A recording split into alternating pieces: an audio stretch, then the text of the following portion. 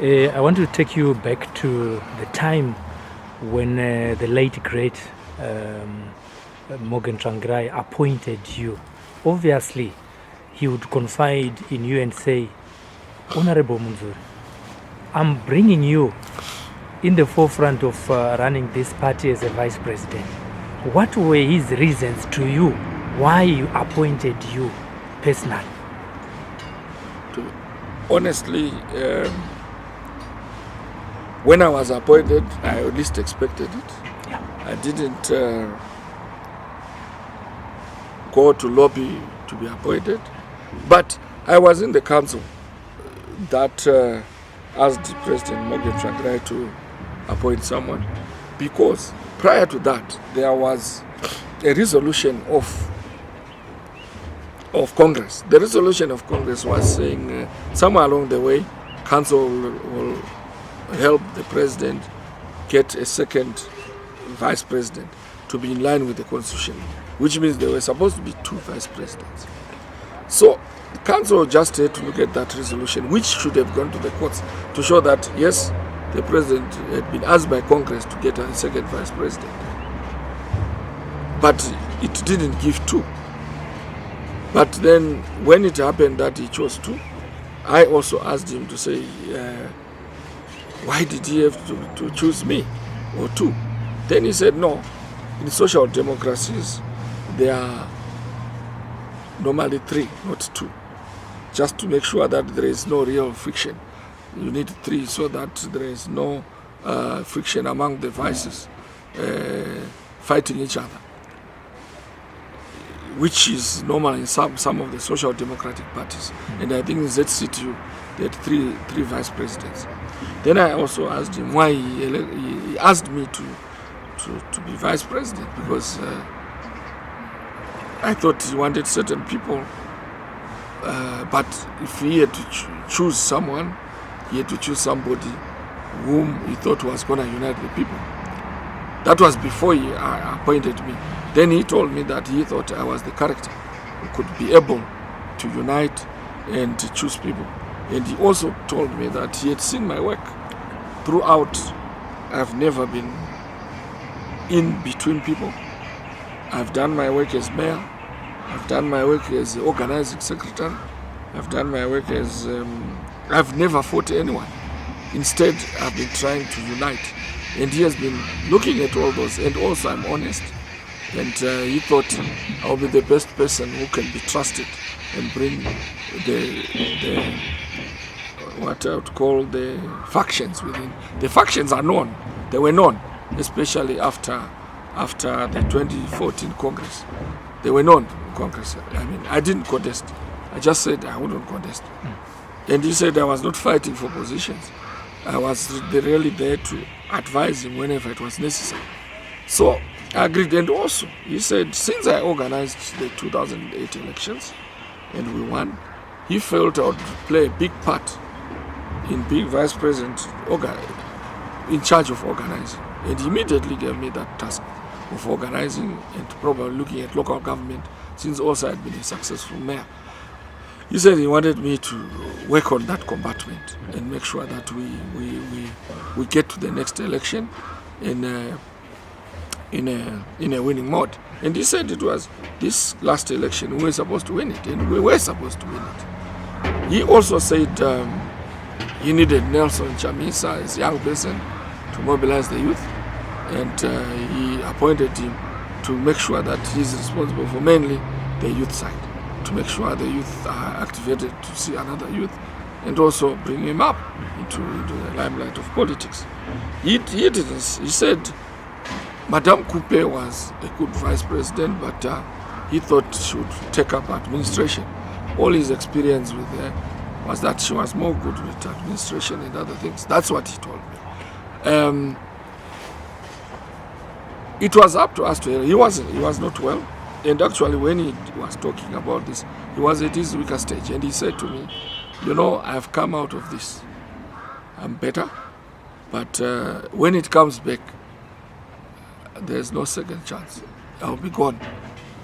And that's when you realize that you need a lot of hands around you to work. Sometimes I've been going up and down on my own, But I think now I need more hands just to advise. But then we did some work all along. We went around consulting about the future around the country. When he asked me to act, that was his last thing he did. Then I questioned him. I said, yes, I'm going to act, but there are always people who say, Tafakwa President. How do I manage them? Because you want to say something, you know, I'm not always under after you or behind you.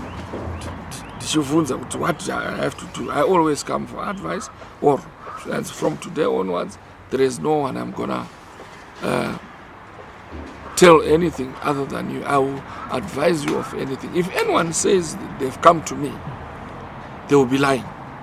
I will not allow them to betray you. And from now onwards, you can go and campaign and prepare for elections. You can also prepare for parliamentarians. Then he says, with the alliance grouping, you just follow what is in the alliance agreement. When I come back, you continue to act. Then I'll be at home and you try to bring people together. I know that if one of them takes over, there will be a split. And this is what I'm experiencing. When you see me keeping quiet, it's like I'm always reflecting that this man could see what was happening. But then what do you say? When you know exactly this is what I was told, maybe I didn't have a chance to explain, but I never wanted to see a split. And when this judgment came, I thought we could talk and use this judgment to say, why are you attacking the other? Why are you always attacking Mudzuri? Why are you always attacking Wanzora? Why are you not sitting and talking? Now, let's sit and see our errors. Then we go to the extraordinary Congress together. But there was no answer. People said we've already finished. As if the judgment didn't come before the Congress they did in Guerra. I was not at the Congress. I had told my colleagues, E.T. and Chamisa, that the way we are doing it, I don't think I'm happy.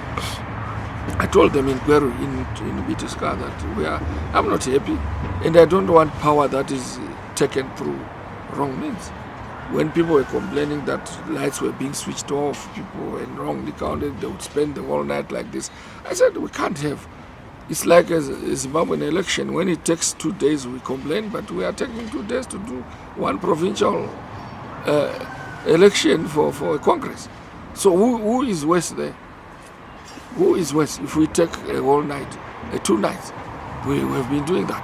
So there are a lot of things that didn't go down well with me as an individual and with many people as the structures of the MDC, which I think it should have given people an understanding.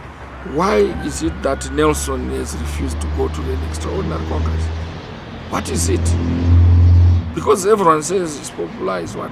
But an election within the House is different from the public election. It is within a political party. Then you go out there representing a political party. It is this outfit that you gain votes from. It is not one person. Yes, you will be popular with certain groups. Everyone is popular with certain groups. But when they see leadership, when they see that that person is likely to do something different, people follow. I can tell you that people expected ED to do something different. They literally followed. But then he has failed to do a lot of things, especially on the monetary side, especially on the economic side, that I will question why he should come back for another chance if he cannot make that work. We should be talking about governance here. We should be talking about a leader. When they come in, they must have pragmatic solutions. They must have pragmatic solutions to the economy. They must have pragmatic solutions to the infrastructure. There is a person called Lee Kuan Yew who was in where Mugabe used to go for his treatment. Singapore. Lee Kuan Yew was an engineer. He converted that whole island to a country, and a very productive one. He was like a dictator. I remember I was asked that question at Harvard to say, what do you think about Lee Kuan Yew's governance? I said, yes, he has not followed much democracy, but he has done well, and I think his people are happy, and you see things written, made in Singapore, made in somewhere. So there is need for whoever is in a leading position to ensure that you deliver the political, social, and economic goods.